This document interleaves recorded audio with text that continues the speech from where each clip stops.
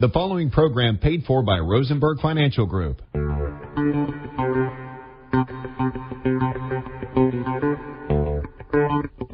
Providing live finance advice since 1993. It's time for Your Money with Sherri Goss, Randy Goss, and Becca Wilton. To participate in today's program, call 478-742-0940 with your financial questions and comments. And now, live from the Macon studios of News Talk 940 WMAC, it's Your Money. Good morning, Middle Georgia. Becca Wilton and Sherri Goss are here to take your calls, 478-742-0940. So we just got back from a conference in the fabulous, not so fabulous city of Las Vegas. They had the conference there, I think, because they got free rooms or something to get us out there. It's been cheap, and we were at the very end of the strip. Oh, my gosh. And so we check into our room, and then we go to check out where the conference is going to be, and it was literally 3/4 of a mile from our room to where we went to the meetings. 3/4 of a mile. And so they made a fun thing out of it, and they had a step challenge. And so they said, whoever gets the most steps, you track it on your, and they had a thing you could download on your phone and connect with your Apple Watch or your Fitbit or whatever.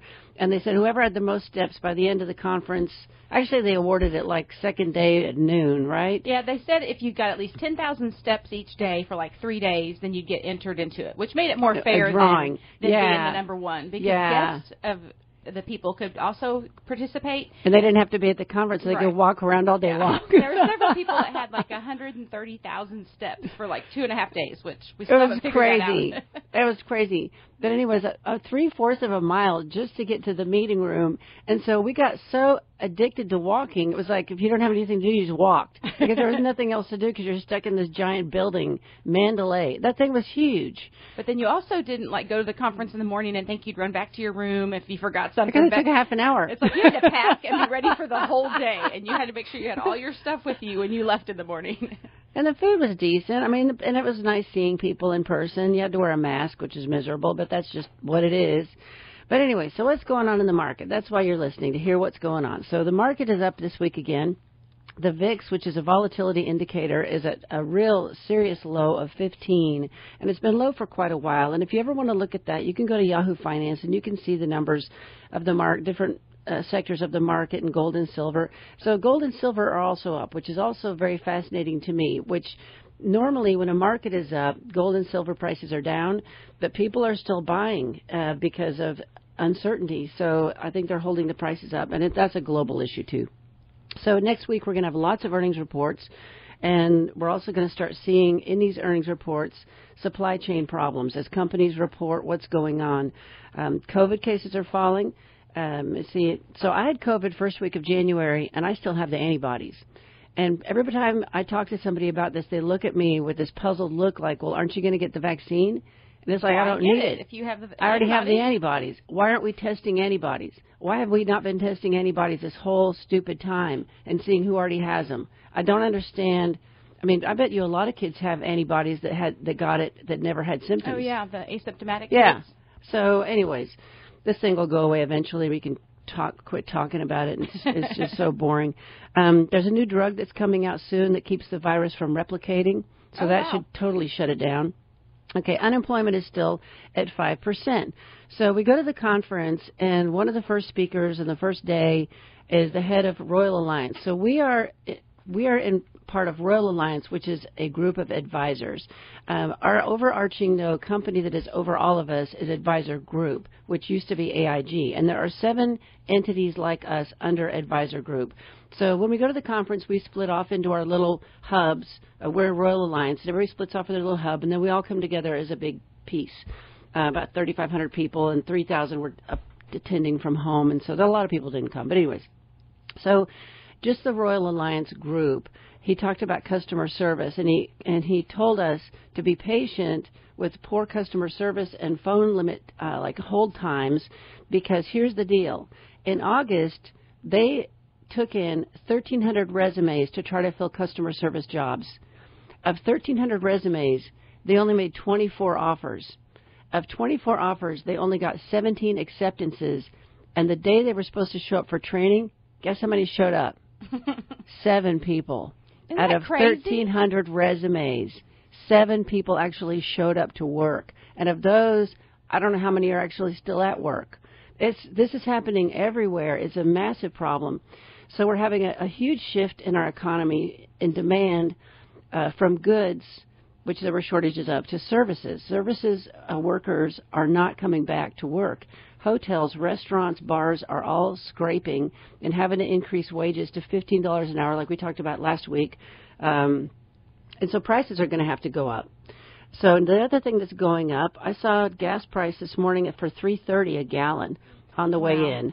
And so local on the I-75, it's more like $3.05, but that's going to drive the price of everything up, and it's going to cut into how much extra money people have to spend when they go out to eat or for fast food or whatever. But the guy one of the speakers at our conference, he expects oil. So oil is today $84.17 a barrel. It could go up to $180 a barrel by 2025, which means that gas prices are going to be almost double, which really, really cuts into people's wallet. So the timing of cutting exploration and drilling by Joe Biden on top of this whole green energy splurge that they want to do, on top of COVID, is a total political disaster. And people don't realize oil is in everything. You go to Walmart, the shirt that I'm wearing has probably had oil. I mean, everything's made out of plastic, which contains oil. People don't understand it's not just oil going in your car. It's oil for production and manufacturing. So the price of everything is going to go up. Inflation is at 5%, and you combine inflation at 5% with the Fed raising interest rates, you've got a big problem on top of supply chain problems that could last another couple of years. So I want to read, there's a newsletter that we get that I want to touch on real quick here. So last week, Consumer Price Index was reported up 0.4% month over month, or annualized at 4.8%. Retail sales were also reported at 0.7%, so over half of the retail sales increase was due to inflation. Inflation is eating away at the consumer purchasing power, and you cannot make this stuff up. Biden's chief of staff, Ron Klain, said that inflation was a high-class problem. We cannot imagine anyone making such a comment. This hits the working class, lower-waged Americans, and retirees the hardest. The consumer sentiment numbers were also released and showed another downtick. Inflation is cutting into our economic growth as consumers need to buy the same goods, but are having to pay much higher prices. So real GDP does not grow. Current estimate of third quarter GDP is 1.2%. That is way less than they were hoping it would be. Biggest risk over the next 6 to 12 months, monetary policy blunders, inflation, rising bond yields, high taxes, slowing, and that's something we're looking at our portfolios. Randy and I were just talking last night about that. We've got to look at the bond funds we have in our portfolios and make sure that we're in the right spot. Higher taxes, slower economic growth, disappointing corporate profits, Federal Reserve tapering, and China, throw them into the mix. There's quite a number of issues to be concerned about with modest upside potential. How we all see this playing out is a slow move higher as these issues get resolved, or the weight of too many of those issues going badly causes the market to stagnate or fall into a bear market. Given the lack of upside, we could be prepared for the latter of our two scenarios to occur. So everything's rosy until it's not. And so that's the thing, is people want to be all in the market because the market is up and everything's great, but it doesn't last forever, and it never has. And I sent you a text. You probably don't look at your stuff at night. I'm up in the night. I'm up in the night. I'm up in the morning. I might have sent it in an email. I apologize for moving the order of the articles, but this article is from Wall Street Journal. It's called "Biden Suddenly Loves Frackers." So one of the first things Biden did when he became president, he shut down oil production because it's dirty and it's polluting the world. And it's terrible and it needs to go away. And we're all going to have cars that we plug into an outlet magically just overnight. So that's not how this works. So stranger things have happened, but we can't recall one. For 9 months, President Biden has been pursuing policies to squeeze oil and gas producers to limit production and eventually go out of business, which is his dream. All right? AOC loves plugging things in and not using oil. Crude oil prices have doubled since the November election, and this week closed above $80 a barrel. This has flowed into gasoline prices paid by voters, with the national average of a gallon at more than $1. Americans who use natural gas for heat could pay 22 to 50% more this winter. A Reuters report says the White House is now speaking with the U.S. oil and gas producers about helping to bring down the rising fuel costs. Politico added that this outreach to the oil industry is an awkward shift. No kidding, and it's worth going down on the list of ways this administration has tried to punish U.S. producers. At a presidential debate last year, Mr. Biden said he would transition away from the oil industry. His first day in office, he revoked the permit for the Keystone Pipeline, remember that? Which was supposed to carry oil from Canada and the Bakken Shale to refineries on the Gulf Coast. A week later, he issued an order placing a moratorium on new oil and gas leases on federal lands and waters. The administration also unleashed financial regulators against the industry. The Federal Reserve and other bureaucracies are looking to impose new rules on climate-related financial risk, as a May order from Mr. Biden put it. The purpose is to close off sources of funding and raise the capital for the industry, blah, blah. Mr. Biden and his party have sent signals that are loud and clear in accord with the larger cultural message that fossil fuels are the new tobacco and the world doesn't need them. Biden is finding out the hard way. Despite all the subsidies for renewables, fossil fuels provide 80% of American energy, and high prices weigh on consumers. In other words, this is Biden's energy crisis. Given the pressure from his wealthy climate donors and the left, he is never going to yell, drill, baby, drill. But if Mr. Biden is serious about wanting U.S. producers to help reduce prices at the pump and at home, he will change his policies. Progressives will be upset, but his poll numbers will go up. Maybe. I don't know. I'm not seeing it. I still don't think it's going to get his poll numbers up. You can't turn this thing on a dime. You can't shut it all down and then turn it all back on. I mean, shutting down that pipeline was idiotic. And everybody knows it, right, people? We're smarter than that. Now, you guys took a groom, I think, to the airport, but when we were walking through the garage, there were several different stations for the plug-ins. And, you know, there was even some, like, out in the parking lot. And I wonder how that works. Like, if you're going to be gone for a week, do you get to plug it in and just leave it there? Like, just, you know, like when you're... Or is someone going to go move your car for you? Right, because you're not supposed to leave your phone charged in for, like, 2 or 3 days.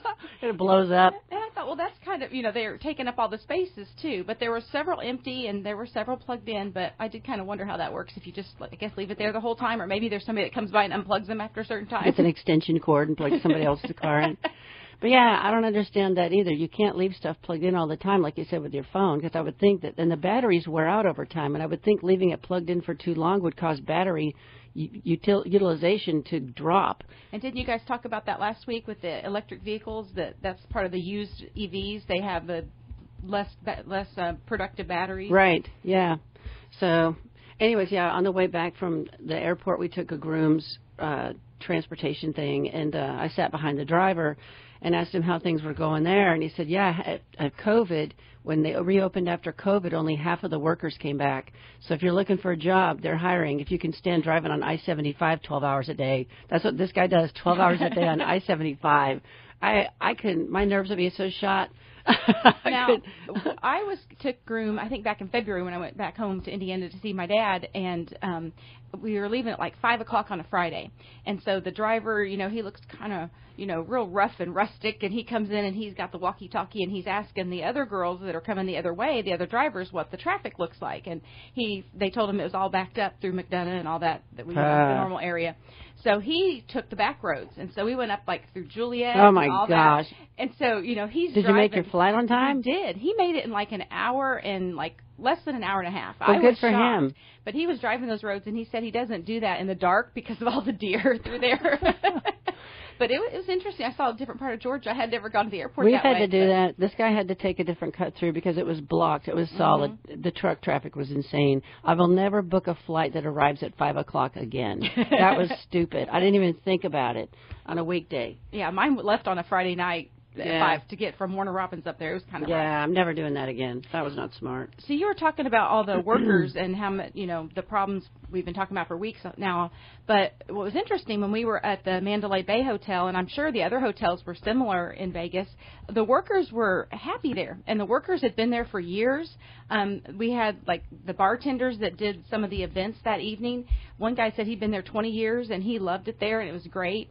And so I don't know if they got laid off during COVID or not, but I was surprised. Yeah, they got laid off, and they made all that extra money. They made more money probably than when they work. But then I guess maybe they just loved the company enough to come back, but they... I talked to the guy that was in the little snack bar thing where you could go in and get a magazine or whatever those things are called inside the hotel. And I asked him, I said, thanks for showing up to work today. I said, how is it working here? He said, it's unbelievable. He said, this company treats us so good. They're making so much money, hand over fist. I mean, everything, the part I hate about Las Vegas is you want to buy a soda, you're paying 4 times normal. Everything is way higher, and part of it's because they have taxes. I mean, they're contributing to the tax base big time because they're a casino, which is why they want to get a casino here because of the tax base. But the price, you're trapped. You're trapped in this place where everything costs 4 times normal. And you can't bring your own food with you when you fly out there. And then this hotel had these, everything was set electronically in the room, and they had water bottles and little coffee cups, and if you picked up the water bottle off the ledge, it would record it. And, like, it was $12 for the water bottle. And all of a sudden I looked at my bill. I did, and Ben's like, stop touching stuff. Because I had opened the mini fridge, and I pulled out a bottle. No. I was like, look at this bottle. And it was $75 for, like, a little, like, it wasn't the regular half 750 size or whatever. It was smaller, but it wasn't like, the airplane size. But $75 for some vodka or something. And I was like... And you touched it? I touched it. And so then I had to call down to the main desk. I'm like, I just moved it. I promise I put it back. And she's like, it didn't show up, but the water did, and he took it off. I said, I promise you can come look in my room. It's still there. He's like, I believe you. But Ben yelled at me and told me to stop touching things in the hotel room because everything costs. I'm surprised I didn't charge Randy for using the iron, to iron his pants. I mean, they're going to get you in every direction out there. And the only deal that we found, we went to this bar. We sat at the bar to have a glass of wine, and in front of you, like a giant placemat, was this thing where you could gamble while you're sitting at the bar. It was huge. You could play craps or... roulette or I don't even know. I don't understand. Blackjack. Randy said you were a great blackjack. Yeah. So we played blackjack, and we sat there for he put $20. You have to use cash. So you put $20 into this little scanner thing, and then Randy was teaching me how to play because I'm not good at gambling. I never did it. I don't understand it. And so he was teaching me the tips and tricks and how to do this thing. And so we managed to make our $20 last about an hour, amazingly. So I go to pay for our drinks, and the guy's like, "Oh, you played the game. It's free." It was like that was the only deal of the whole thing. That was the only bargain, and the only other bargain was the fact that they had free snacks on the second day on the floor we had our meeting. So I filled my purse with the junk food so I'd have something to eat on the way home. I don't know. Anyways, I'm not a fan of Las Vegas, but oh well. We had a really good conference. We had great speakers. It was a good time for the speaker. I mean, we learned a lot. We're going to go sit down after this and go through all of our notes and figure out what to do with all the ideas. So anyways, onward and upward with the show. Have had this phone call, had an email this week, actually from a prospect that reached out to us from Channel 13, and he says, I'm turning 65, and I'm still working. Do I have to apply for Medicare? So take it away, Becca. All right. So, and I had this question from my sister because she works full-time, and her husband's retired quite a bit ago, and I asked, if he was signed up, and she's like, I don't know anything about this. I don't think he did. So as long as you have group health insurance from an employer for which you or your spouse actively work after you turn 65, you can delay enrolling in Medicare until that employment ends or the coverage stops, whichever happens first. So you won't incur any of those penalties because it's a pretty hefty penalty if you don't sign up when you're supposed to sign up. And then once you or your spouse leave the employment, there's a special enrollment period that's 8 months after the job ends that you have to sign up for Medicare. So it doesn't count if it's retiree benefits or COBRA. It has to be actively working. And the employer has to have at least 20 employees. Well, I think as long as you have coverage, you're good. The law with the 20 employees, like I worked for a small law firm, and they would encourage everybody to come off the insurance and go on to Medicare. Okay. And so the law that prohibits large insurers from requiring or even persuading Medicare-eligible employees to drop the employer plan and sign up for Medicare don't apply to companies and organizations that employ fewer than 20 people. So if it is a really small company, you can encourage or, require your employees to enroll in Medicare and drop the main insurance. I guess the bottom line is don't assume anything. Make sure you talk to HR and make sure you understand how they're going to run this if you're in a small company. Yeah, that's the main thing that Sherri said, just to ask and find out. Check with us, Google it, you can always find out. But you definitely want to make sure that if once you have stopped working or your spouse has stopped working, that you look into it. So if you are, say, 67 or 68 and you've waited, that you get signed up right, you have that 8-month period from when the employment stops. So I have a client that came to me, and he retired from the base, and I didn't even think about bringing this up. He retired from the base, and he comes in for reviews about once a year, and he didn't sign up for Medicare when he retired from the base because he got to carry the base insurance. And then he started having a bunch of health problems, and so he went to sign up for Medicare. Well, guess what? There's a 10% penalty now if you don't sign up when you're 65 and you were supposed to, and it compounds on itself. So he had waited 5 years, and so his Medicare premium was going to be 50% higher than normal because 10% a year compounding. I mean, it was a nightmare. It was exorbitant by the time he got around to signing up for it. So don't miss the boat on this, and make sure you understand the rules, and don't just assume anything. Just read, think, ask. The other thing depends on which insurance is primary. So if you enroll in both your group plan with your employer and Medicare Part B, if the employer plan is always primary, then the insurance settles first, and the Medicare would only pay anything that the employer plan doesn't cover. And unless your employer coverage is poor, then you're going to be paying your premiums to Medicare, and they're never even going to cover anything. So that's a disaster. Yeah. So figure out if your insurance is going to be primary or the Medicare will be primary. In most cases, your insurance will be primary. So if you have questions about this, email Becca, BECCA@rfmoney.com, and she can shoot you some articles to help you out. Would love to help you out. So I love this next article. You guys are going to think I'm so weird, but I hate funeral expenses. I mean, we have a friend who he works really hard, but everyone in his family is broke. And he does work for us, and he's just amazing. He shows up and works hard, and we pay him well, and we just love this guy. He's always got a smile on his face. Oh, my gosh, he's so thankful to be alive. And so his whole family's broke. So earlier this year, they had a death in the family, and everybody wants to have a funeral. This costs a lot of money.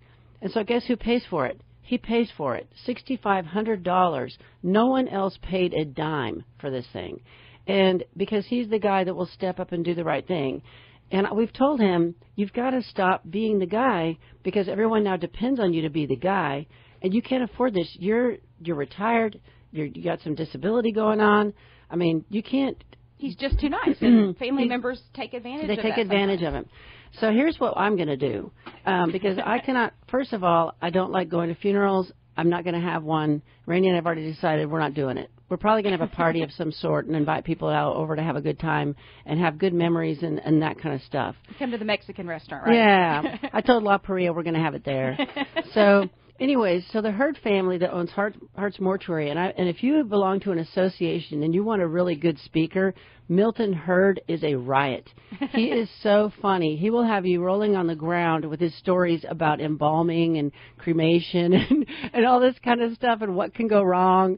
The funny thing is, Sherri, we kind of enjoy that, and especially your humor, but not everybody enjoys that kind of humor. No, that's true. But I'm sure they're very funny stories. So anyways, I was talking to a client. It's a Steve client that is now a me client. And so I'm talking to him on the phone appointment, and his wife passed away 2 years ago. And he's still really recovering from all of that. And I'm not trying to make fun of people dying. I'm not trying to be that at all. But I have to have some kind of sense of humor here. But he was telling me about how rough of a go it's been, about how she passed. And he said the best thing is they used this company who picked her body up from hospice and did the cremation. And he had prepaid for it $1,000. So here's the comparison. My mother-in-law, when her husband passed, it was horrible how he passed. Anyways, she paid over $13,000. Wow. Because if you don't do any pre-planning and you show up in a grief process, going through the grief process, we were at the funeral. He passed away at 9 o'clock on a Friday night, and we were at the funeral home at 1 o'clock on Saturday. She hadn't even been able to process it yet. I mean, it was shock. And so we're sitting there, and they're not trying to upsell you. They're just saying, well, would you like this? Sure. Would you like this? Sure. Would you like this? Sure.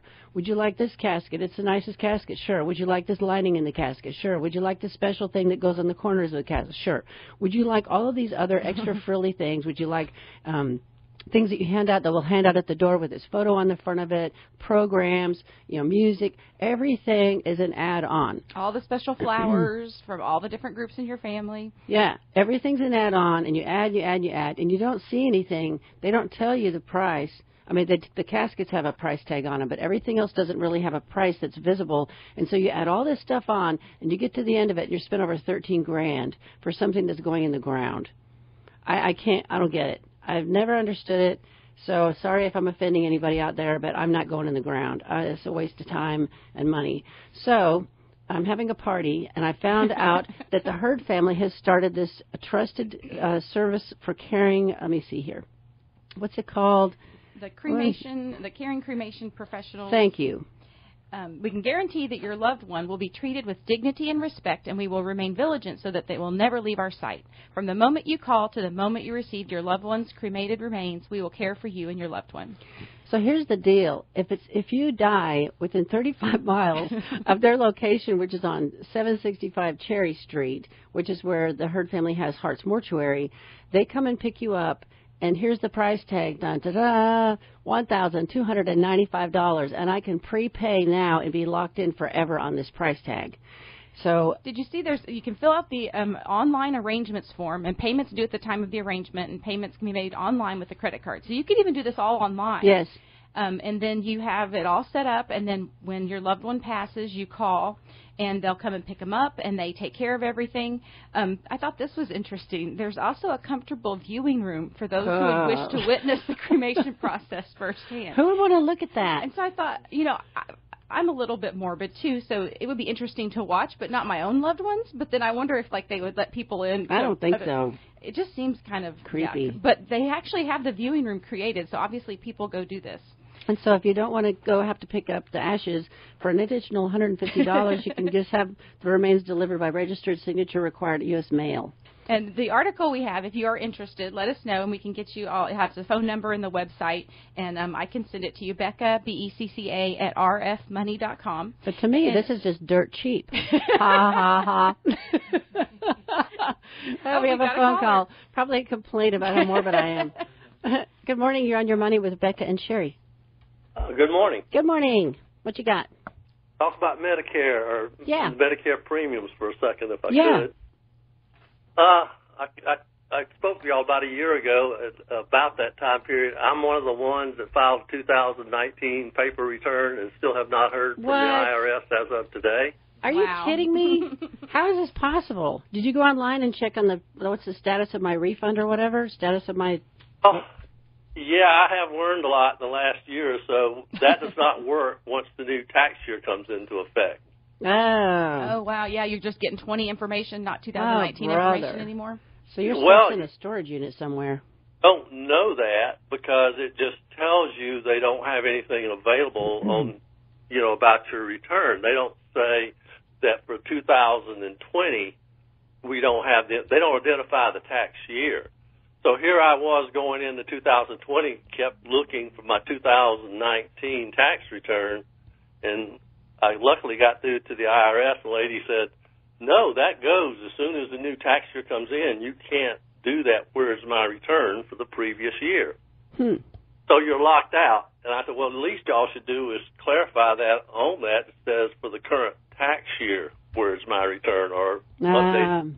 Maybe I tried all that, and then I got mad because I wasted all my time going through all those prompts and doing the same thing online. I think you should apply to be a consultant to the IRS so you can help them out.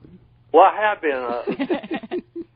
Second issue I got is I went through the back door and got through the IRS, and maybe one of these days I'll show you how I did it. Okay. Surprisingly, I get through. Amazing. But I got a lady, and she was kind of helpful, but I said, look, I need to talk to a supervisor. This has gone on, and this was like at number, I think, month 15 or something like that. And to make a long story short, a supervisor was supposed to call me about 3 months ago, and I still have not heard from either one of the supervisors. But I did, luckily enough, get a hold of a supervisor, explain the situation. She was very sympathetic, et cetera, and she promised that she would call me every 2 weeks and give me a status of my update. Well, she did it the first 2 weeks, And then it took a month to get the second one, but she kept apologizing, saying, well, they've been real busy, etc. But she just says, well, I don't call you sometimes because I look and I don't see that your return has been processed. You'd think she could just have somebody take care of it and finish it so she could stop calling you. Right. I was hoping that she would do something crazy. like that. Mail me a copy of your return and I'll put it in the system for you. Right. I had gone to TurboTax because I was told, well, maybe you should try and file it electronically again because that's how it all. No, I hear that you don't want to do that. Yeah, and so I don't know. She didn't have she was just very sympathetic to me and said that he would call me back. But the TurboTax person told me, she says, I have a friend at the IRS. They tell me there are 30 million 2019 returns that are still in mail bags in tractor trailers at the reception centers that still have not been processed. So how did mine get processed and I got my refund? How is this possible that I got lucky? Did you mail? You mailed yours in too, didn't you? Our CPA physically mails paper copies in, and mine got processed. In fact, this year got processed. I got my refund within like a month. I don't understand how your stuff's still in a bag somewhere. 30 million returns. That's just crazy. That's crazy. But anyways, what was your Medicare comment and question? Okay. I've waited and waited, and, of course, right now they're getting ready to send out the premium notices for the Medicare premiums for 2022. Mm-hmm. But it's based on your adjusted gross income for 2019. Right, because it's a 2-year lag. And they don't have yours recorded. That's right. So how is the IRS or how is Social Security going to determine my Medicare premium when they send that statement and they go pull that information if they pull it or request it They're probably from the IRS and they say, oh, we have zero for a tax return? They'll probably charge you the lowest amount, and then if there's adjustments, they'll come back after you later and retroactively charge you for 2 or 3 years of premiums if you were, if you actually had more income and were in the higher income group. The rotten thing about this is there's a 2-year lag, and your income can change dramatically from when you work to when you retire. And if you go back to work or you earn stuff or whatever, or take money out of IRAs and have taxable income, I mean, it's all over the place. And the 2-year lag is unacceptable to me, and I cannot fix that. And the whole business of you're sitting waiting for your tax return is unacceptable to me too, and I can't fix that either. But the government is slow, and people need to understand and learn from this and realize you don't want the government running everything. You just look at these 2 examples of what you're talking about and how dysfunctional and how slow they are. No company that was in business trying to make money and selling a product or service could function like that and get away with it. The shareholders would never allow that. No. So yeah, well, that's what I believe we understand, but I'm not sure. Right. But I didn't. I paid like 3 times the premium. Right. My income. Right. So I don't, and the following year my income went down, and the reason my 2019 was up because of all the capital gains I got under Trump. The market was, so the next year it went back down, and so basically what I was getting is all my estimated taxes back for all practical purposes. But that would then lower my Medicare premium. Right. So I called Medicare and asked them. And they say, no, we request or the IRS sends it over, and based on that, we determine your premium. So I tried to explain the situation to them, and I told the IRS person and the Social Security person, I said, are you two talking to each other?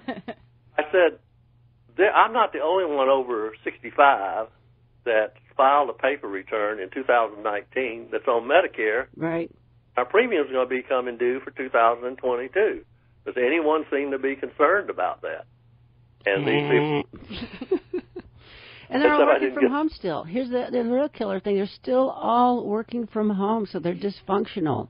I mean, who knows who is doing what or how much anybody's actually working. I mean, that's a whole other problem. So, well, they could get a warehouse somewhere and set people 6 feet apart if they want. I mean, they right. moving something instead of doing nothing. I know. It's frustrating as anything.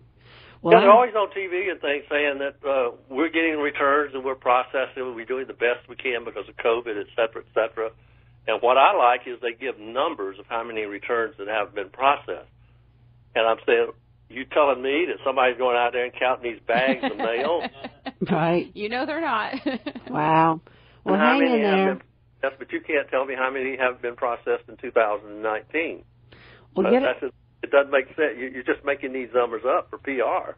Well, get out there and go for a nice walk today. It's beautiful weather, and try not to think about your tax return or the IRS, or your blood pressure is going to go up. So can't control it. Can't do a darn thing about it. I do have one other thing. Mm-hmm. I'm thinking about just going ahead and taking my paper return down to a CPA and let her file it as a tax preparer. And she has told me that she has up to 2 to 3 years to file a return. I don't know if that's correct or not. I don't remember if it's 2 or 3. And I bet you $1 to a donut that if I go down there and she submits that thing electronically, I'll have that refund in the bank within 10 days. Probably, but I wonder what will happen when they get to your paper return and I would think they would twice. I would think they'd pull it up and see you already filed and just throw it in the trash can. Well, that's the question I asked the lady. That's the reason I didn't do all that, because I was afraid to have 2 returns. Right. The 2 comments for me is don't file another return and don't call us. That's always been their reply to me. So I thought that if I did that, that was going to cause a problem. But the lady at the IRS told me, she said, well, what will happen is they'll see that, they'll send it to a special office, they'll look at it, they'll kind of see, yeah, this was a paper return you had, you did it electronically, no problem. I think you should just go for it and see what happens. Pardon? Just go for it. Go to that lady and file the electronic and just see what happens and get it over with. Because you've been upset about this for a long time. I know, but she's going to charge me $500 or more to file the return, and then I'm going to lose all that 5% interest on the money that I got returned, so I'm going to lose about another $1,500. Okay. He's had a lot of capital gains. You're thinking way too much. You need to go have some fun today. You need to go do something fun. Yeah. I'm going to mow my lawn. You mow your lawn? We love you. We're going to let you go. Thank you so much for calling. We appreciate you so much. Bye-bye. Bye-bye. Bye. So, anyway, so we covered the Medicare thing plenty. We covered the funeral home. If anybody wants a cremation service deal, email Becca like she said. She'll shoot you the article about that. And, you know, if you have questions about Medicare and things like he had, you want to talk to somebody, give us a call or email us and set up a complimentary consultation. Sherri and I would be happy to meet with you. We love meeting all you wonderful people out there and helping you. Sometimes people have some simple questions. Sometimes they have a whole list of questions for us. But we'll be happy to meet with you for a complimentary consultation. Call us at 478-922-8100. That's our office, and you can set up an appointment with us. And we, we do investing, we do financial planning, and we do just financial, counseling or advice in a way. So we're here for you. And go to our website, retirerelax.com. There's a lot of great information there. So you had mentioned a thing about the FEMA funeral assistance. This is important if people don't understand. If you had to pay out of pocket for a funeral in the last year, going into next year, for someone who had COVID on their death certificate, you can apply to FEMA for reimbursement. And I was digging around on the Internet. We've talked about this before. So if you want this article, email Becca. But here's my question.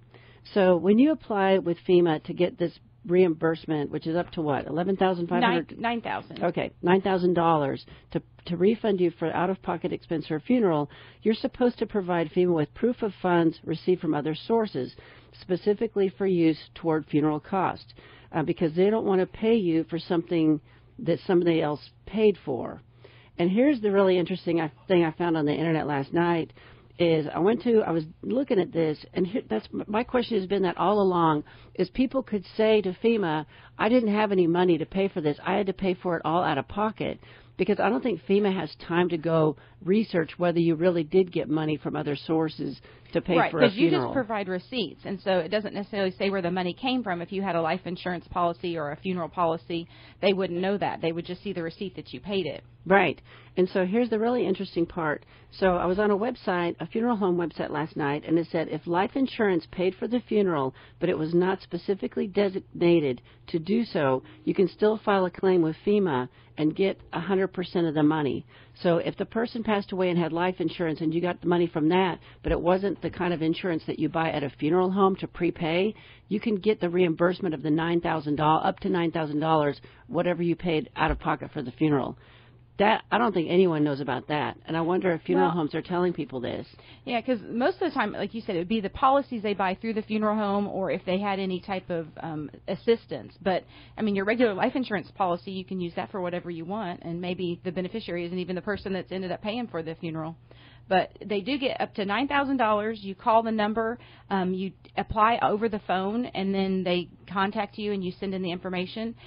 You can get up to $35,000. So if you had several loved ones for family, so if you had several loved ones and you could fill in one application, you could put all the information on there. But again, just email me if you'd like some information on it. But you can just Google it and find it real easy. The number to call. Yeah, it's FEMA, just FEMA funeral assistance. And so the death certificate has to say that the death was directly or indirectly from COVID. Yeah, so it doesn't even have to be the main cause. It can be an indirect cause. So. Yeah, I had a client come in, and he's still working on that. And initially, the funeral home was trying to help him. And from everything we've read, the funeral home cannot do that for you, and they should not be trying to apply for you. It has to be you, the individual that made the payments. All right, so spam text messages. So please don't respond to these. If you have spam phone calls, spam text messages, just ignore them, delete them.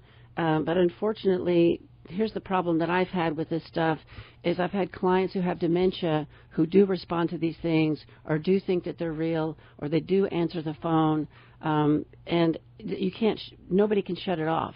I mean, the phone companies are trying their best to stop all of this junk, but it's very dangerous because you can download all sorts of garbage in your phone. How about but anyways. this? Americans are expected to receive a total of 86 billion spam texts in 2021.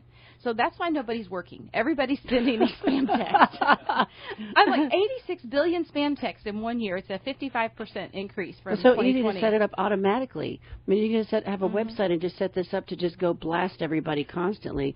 And the one... Anyways, go ahead. Yeah, so the delivery text scams was one that they mentioned, and that's one that I've gotten. I'll get ones that says, we tried to deliver your package and couldn't click on here or whatever. Yeah, and don't click. Don't click. Sometimes I actually think, wait, I do have packages, but it's never from Amazon. It's just something random, and it says, your package, you need to claim it or whatever.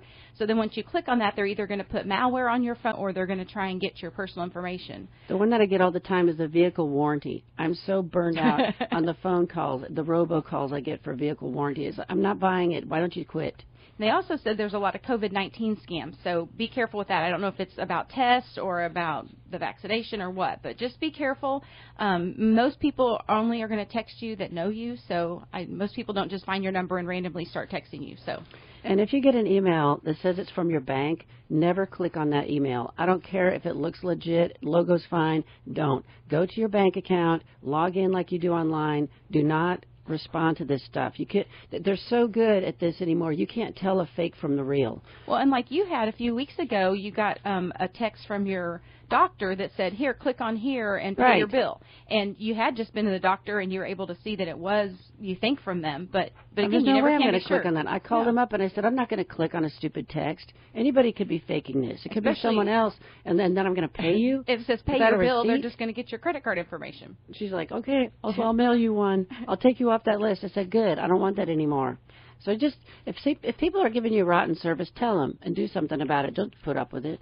And you can report spam text to your wireless provider and the Federal Communications Commission by forwarding the text to spam, S-P-A-M, or 7726. I never knew that, so I'm going to start doing that. I like that a lot. Report those, and maybe it can help to try and get some of those people stopped. You can also block the caller on your iPhone or Android if you go into their call log, and you can block that caller. So you need to talk to the older people in your life about this, because they're going to click on this stuff, they're going to open this stuff, they're going to go download malware because they're too trusting, and they're not as suspicious as we are.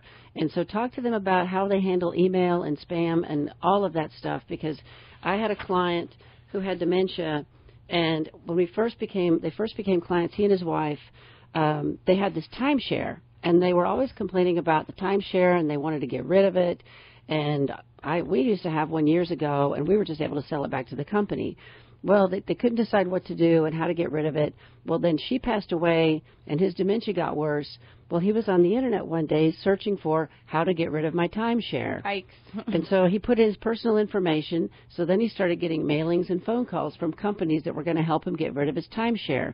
The bottom line of it is, by the end of the day, he had spent $5,000 to 3 different companies, $15,000 to companies promising to get rid of his timeshare because he wasn't thinking clearly and he wasn't talking to his family. And his son, by the time his son got involved, because I called the son and I said, you've got to come to this appointment with me, with your dad, and understand what's going on. And you need to get a power of attorney yesterday.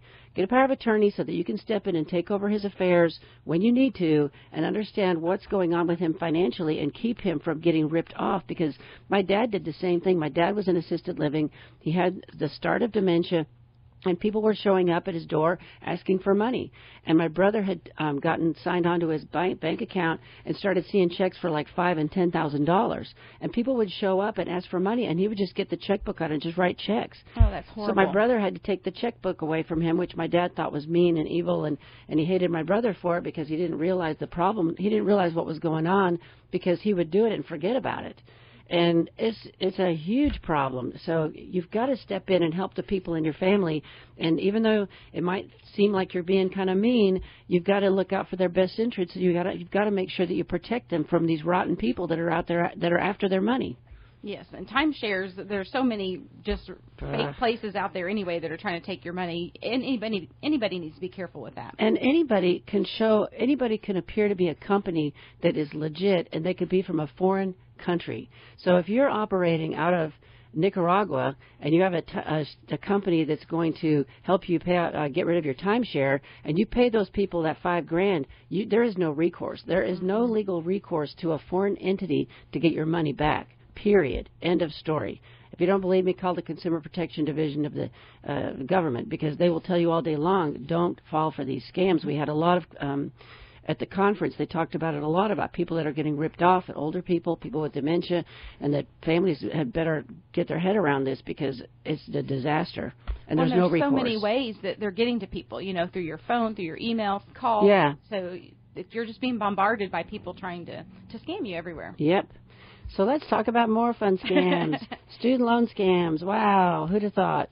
So, I just haven't heard too much about this, but of course, every area of our life they're trying to scam us. But why not take advantage of all these poor college students that, don't have any money anyway and owe all this debt? Let's take advantage of these poor kids. There's over $1.5 trillion in student loan debt right now. And so we have an article, and again, if you'd like to know about it, give us email, Becca@rfmoney.com, and I'll send it to you. But it talks about the different ways you can get help with student loan debt. There's enrollment and repayment programs are available at no cost to federal student loan borrowers, and you can go through studentaid.gov. So that's a free website. That's legitimate website. Use that one. Debt relief companies don't have the ability to negotiate with your federal student loan creditors in order to get you a better deal. So if someone's trying to tell you they're going to help you with your federal student loans, don't listen to them. And there are different payment amounts and repayment programs that are available under the federal law that are legit. But some of the biggest scams was an advanced fee scam. I thought this was horrible. They tell you you pay like up front $1,000 or something, and they never tell you pay up front for anything. Never for nothing. And they tell you that they'll get you either a lower rate or they'll get you consolidated or something, but never pay advanced fees for anything, for student loans, or like Sherri said, for basically anything. There's a loan consolidation scam, is where the company charges you a fee for the consolidation, but then actually doesn't do anything. So they may call it a processing fee, an administration fee, or something. I wonder where these companies are based out of. And so they're like, here, just fill out this application. So they're getting all your personal information, and then they're going to charge you a fee to do a consolidation. But again, you can do that yourself. It's studentaid.gov is the good website. And even with private student loans, there's a lot of those lenders that will actually refinance for you as well and consolidate. So talk to your kids. Yeah. Here's the problem is nobody talks to each other. And these kids are flailing around, and they've got all this debt, and they can't afford the payments because they're making $15 an hour somewhere. And so they start going online and looking around of who can help me, and then they fall into one of these traps.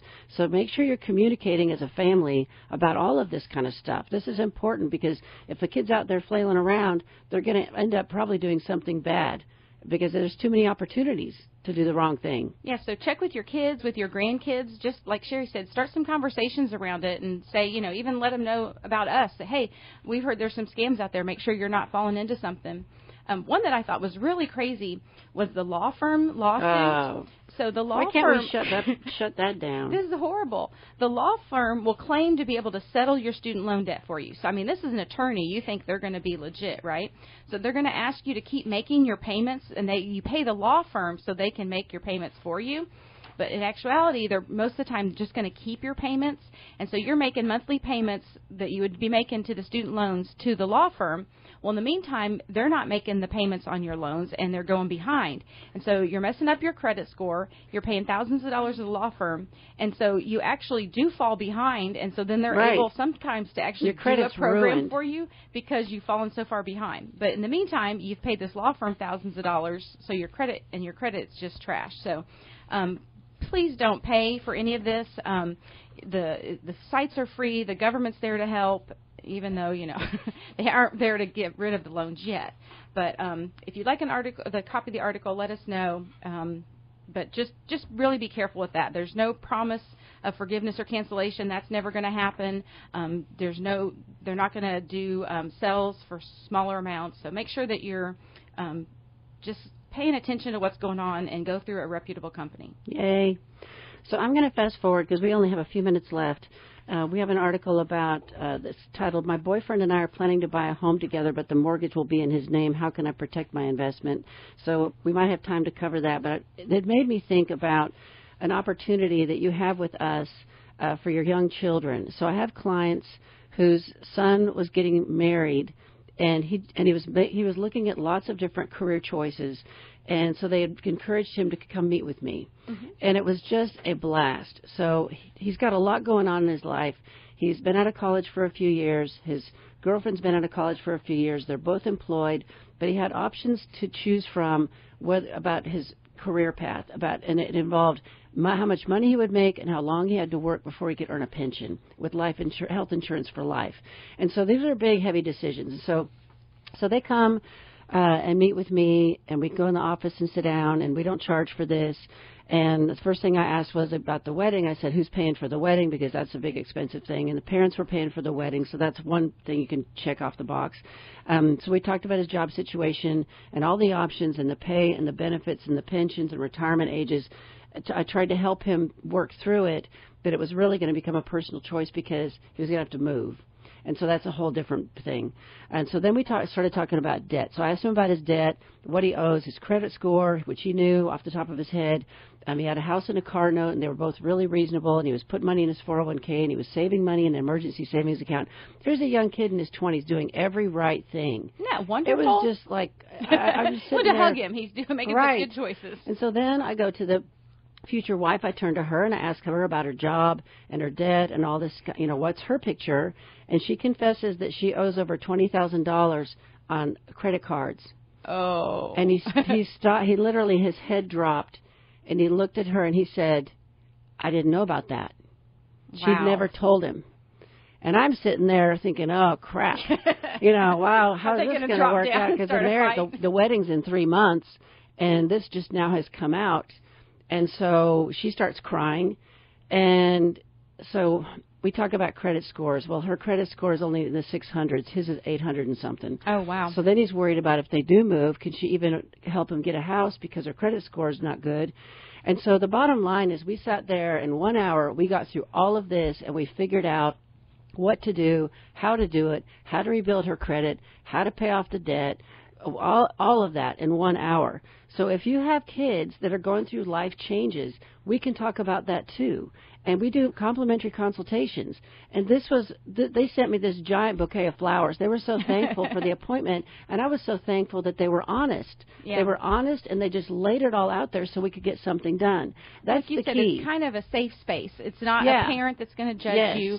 And I've worked with a couple younger, 20, 30, 25-year-olds, and I'll talk to their parents afterwards, and they're like, you told them exactly the same thing I did, but they didn't listen. Right. And sometimes just hearing it from somebody else or somebody they feel like is an expert or whatever, just hearing it from somebody different, a lot of times it'll sink in. And in person is all the difference, because you got all sorts of stuff going on. When you're sitting in a room with people live and they're dumping all this stuff out on the table, we can sort through it and come out the other end usually with some solutions and options at least. So we think we should start premarital financial counseling. We think it's not very a bad important. idea.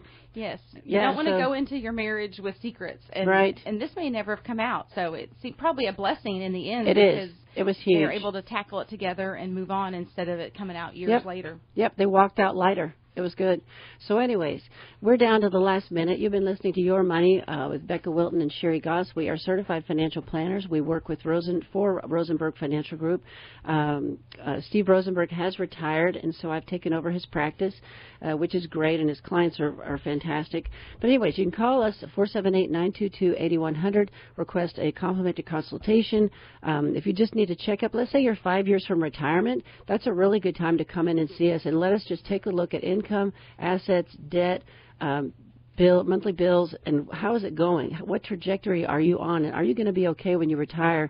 And can you even afford to retire? Because sometimes I have to have those hard conversations with people and tell them you need to work 2 more years because you've got to pay this debt off because the numbers don't work. And so we're a safe place to come and talk about all that stuff, and it's completely confidential. We don't tell anybody what we've talked about, and then what we do is we put notes in our system so that if you call back later, 5 years later, I can pull you up in the system and I can see what the scenario was then and then compare it to the scenario now. So anyways, retirerelax.com is the website. Have a great weekend, everybody.